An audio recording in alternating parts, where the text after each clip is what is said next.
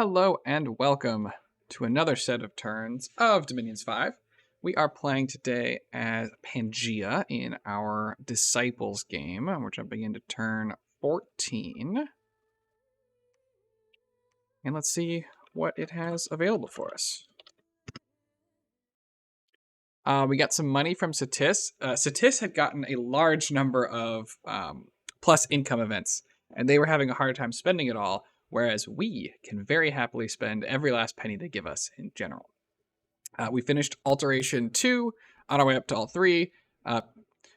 Pangea early game, right, basically only needs Alteration. Other stuff is going to help, but that's what you're after.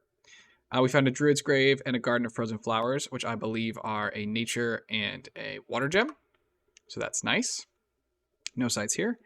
In terms of our fights, let's go ahead and see if we've got anything interesting. A Shayten leading some of these Jin Warriors up against Sinicephalians.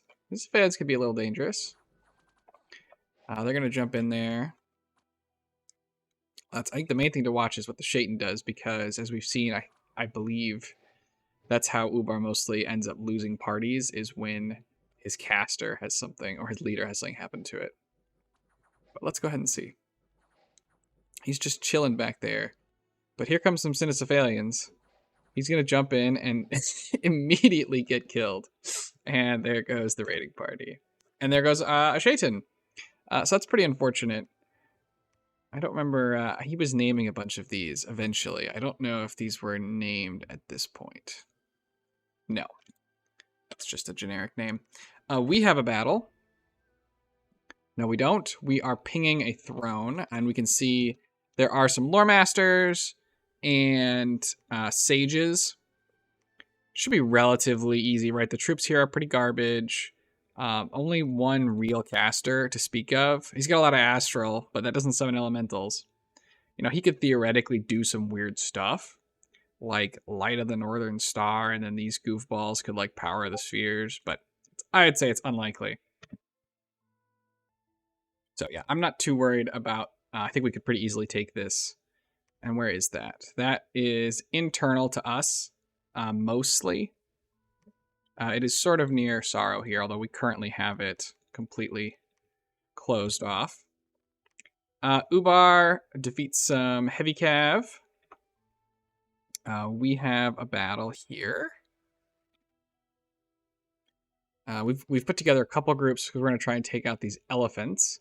We did not do a good job of I did not do a good job of scripting these guys. So the elephants are going to crash into some of them before the others. But we have so many troops that we're going to break these elephants' morale very quickly and kill them off. And then the rest of them crash into the back here. Pretty easy win. We lost 2 centaurs, so not so bad. Not so bad.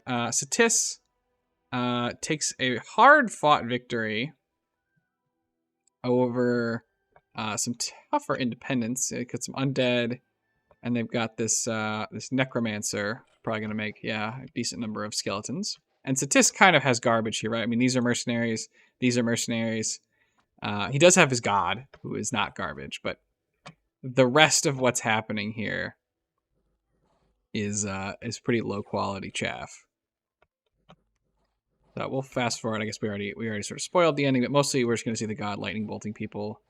Although then he takes some time off to buff himself. Dust to dust, yeah. And there's there's a lot of skeletons coming out. Shockwave. It's gonna hit a lot of our own troops, but eventually we rout the commander. So he loses. Mercs. He loses 10 elite warriors and 3 light infantries. Not the end of the world. And then famine has struck in our forest. Awesome. Oh yeah. All right. Nobody look at the thing.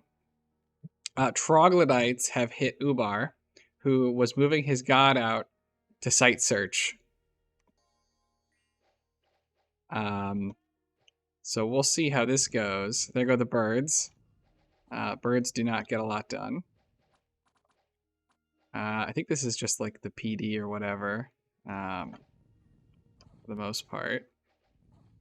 The god only has flying shards, so unless it snipes the commander here with the flying shards, it's probably not going to get it done. Or if it starts casting something new when they get closer. No, still flying shards. We're running out of people in front of the god here. God still hasn't routed. Now the god routes. And is running. She's running. She's slow. She's running. And she gets squished right on the line. And there goes Boxer, the great enchantress. So that sucks. That's going to mean, that's obviously going to slow down, I think, Dominion spread. That's going to slow down site searching for Ubar. It could slow down research, things he's casting. We also are going to have to immediately put some people towards calling the disciple, like our new hero, the White Minotaur. We are not playing with worthy heroes, so he's only a Holy 2, which makes his uses far more limited than the Holy 3s you would get with worthy heroes on. But so be it. You can see we're just about wrapped up with expansion. We're going to go ahead and try and take out these Lavaborn. And other than that, there's this province, which is pretty darn close to Sorrow. Yeah, Sorrow's right here. So I think I mostly decided that this was not something that we were going to go after. So they can have that. And then eventually this throne is nice as well. That would be something we were after.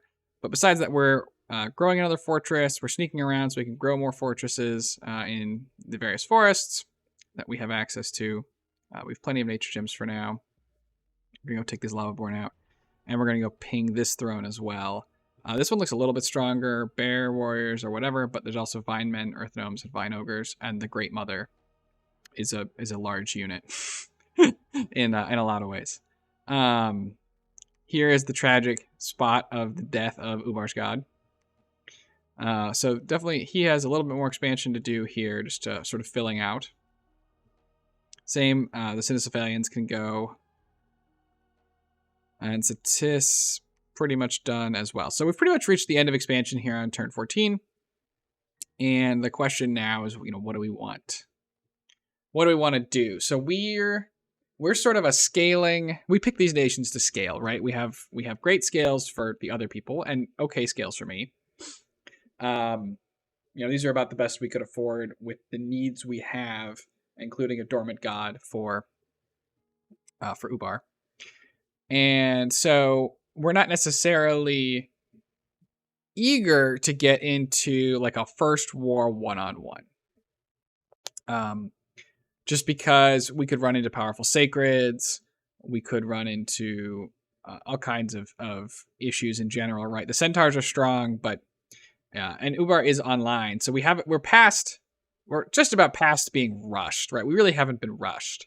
So I think we could fight a decent number of the people. We have a nap with Agartha, and they have some kind of a Hellbless, so we're perfectly happy to keep napped with them. I believe there's some talk of a coalition against them due to the Hellbless, but we considered it. But at present, we have a nap. We're not interested, and they're on the team with these guys as well. So at present, we're going to ignore that. Vanheim, we don't know they're blessed, but we think it's. I don't think we know they're blessed. Oh, maybe we do. It's small blessed, so they're potentially fightable. I think our best target is probably going to be Team Blood. Sorrow is quite good early with their Oreopata, but Mictlan and Zib both need a little bit of time to get their blood economies online and to start summoning a lot of those units. Obviously, Mictlan has the Jaguar Warriors, who are perfectly serviceable, but Xibalba really typically doesn't have a lot going on early. So we're also potentially looking. I think of our options, we could also fight Yomi. We don't have our Dione sort of counters online yet. We could get them, but I don't think we've done that yet. We also have a pretty small border. Like if we're gonna fight Yomi, we can fight them here, and then they're on Helheim's team, so we can fight them here. We can't get after Lanka, who's their last teammate, who's somewhere down in this area. And that's going to go for a couple of the teams, right? We can fight We could fight Agartha and Marverni, but not Femoria. And we could fight Vanheim, but we can't reach TNN or Baratos.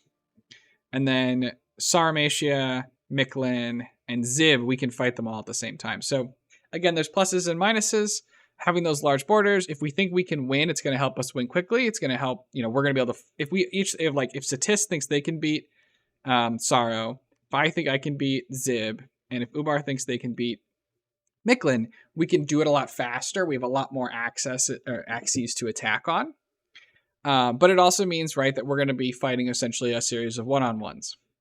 If we fought someone like Vanheim, we could utilize my relatively mobile troops to fight, a 2v1 or a 3v1, because they don't have the ability to get back up from their teammates very easily, or at least very quickly, right? TNN has some thugs that can move quickly, but I don't think that their normal troops are super high movement. The Tuatha are, 12. They're moving one at a time. It's going to take them a while to get there, and Baratos certainly doesn't have anything it's particularly high movement either. So that would be more if we wanted to try and crunch down on one particular individual. And at this point in time, I think that was our that what we were currently sort of throwing around in our Discord. But still early. Let's go ahead and jump into turn 15. I don't think we're doing much else that's particularly interesting. Yeah, we're summoning back the Disciple. Let's go ahead and jump to turn 15. Turn 15. 400 gold from Satis. Like I said, they were rolling in gold, and we can spend it. So happy enough to keep getting that. Chasm of Strange Lights is an Earth and an Astral, so that's pretty nice. We've got some more. Here's our ping, I believe, on the... this is us against the Lavaborn. This should go just fine. We have 1,000 Centaur. But these Lavaborn are pretty tough, we brought overwhelming numbers and we still lost 2. So I think if we'd attacked earlier with our smaller parties, we could have lost them. So I think I am good with the decision not to immediately go in. Satis with the All-Merc army and his god. Now it is a lich, right? So it's immortal. So if it dies, it's not the end of the world. But it's definitely not very supported. Now, these guys should do pretty well against Cynocephalians, who obviously don't have armor or shields. So they are mostly going to get chewed up by the arrows. Now, they may not route super fast because they are berserk, but anyone that doesn't... Yeah, there we go. There's some routing. So anybody who doesn't get hit with the berserk, I think that they might HP route pretty quickly. So these ones that do get in the front, though, right, are going to kill a lot, are potentially going to kill a lot of Satis units. There's like a good old lightning bolt. So Satis able to take that one without too much effort. Obviously he lost 10, but these are mercenaries. And that was from just like the handful that got up and close, and then archer fire. This, I believe, is us pinging this throne. Yep. So this one is definitely harder than the other throne. A lot of vine men and vine ogres. A lot of earth gnomes. And then the Great Mother, who has high earth and high nature. So she could do, and bring up water breathing. She could do, a couple different, she could do swarms, she could do earth elementals, she could do both. And then she's obviously a size 6 trampler. So she's very dangerous. The rest of this is somewhat dangerous, but not like, she's going to buff up. Oh, there's also an Ivy King who has been enlarged, and a tribe shaman. So there's definitely some risk here in fighting this. It's nothing like if you just send, if I send a huge army of Centaur at it, I do believe they're going to win. We'll probably have some casualties. Could also look to try and send like a thug at it, maybe with like a fire shield. Maybe one of Uvar's thugs when they come online. Could take that out. Here, Barb's fighting our Jin. As always, the real risk is us losing the commander, but looks like that's not going to happen this time. And he's going to go ahead and lose 2 Jin to take out those barbs. And then we have famine again in a different province because we just love famine. This guy is sneaking about. So mostly we're just sneaking about here. We've pretty much finished our expansion, like I said. We've grown another fortress. We are looking to, let's see, where's this guy going? Sneaking back down. I think I determined that we needed to start saving nature gems to cast Mother Oak, as opposed to growing another fortress in this province. So that's sort of the plan. Let's see, we're casting anything cool? Disciple. No, we're just trying to get back the Disciple. We're recruiting Dryads, and then we have started recruiting our Centaur, our White Centaur, to fight potentially any Sacreds we have to go up against. Like, they should do okay against Vanheim's Sacreds. Not really sure what Sacreds Zib would be coming out with just yet. I think we're potentially a little bit early for, like, big Aussies, but they could fight Oreopata, and they could fight Jaguar Warriors. And then they could fight Dione. I don't think they could beat Dione, but they could try. Maybe they could. I don't know. Recruiting up more Pan. So yeah, we have 126 here, but we could spend. We're out of recruitment points. We're mostly just out of recruitment points here. But like next term, we're going to be spending more money when we put our when we have like another Pan start being researched. We've got one this turn, so. We mostly can spend the money that Satis is giving us. We've got lots of scouts who are sort of out and about doing scout things, and our hero is searching and moving. Now, oh, this hero is not searching and moving. They are making the first mistake. I am attempting to take this fortification from Satis, so that I can build a cheap lab and temple, a cheap lab, not a cheap temple, but a cheap lab, and then give it back to him. This doesn't work this turn anyway, because you have to be not hidden to gain ownership of the fort, which I didn't know, and so I was sitting here hidden, and it did not work, which is unfortunate. So, all right, so that's I think. Mostly what's going on here. Again, we're still trying to decide who we want to fight and get our scouts out to see what the rest of the world's doing. So thanks everyone for joining me, and I'll see you all in the next one. Have a nice day.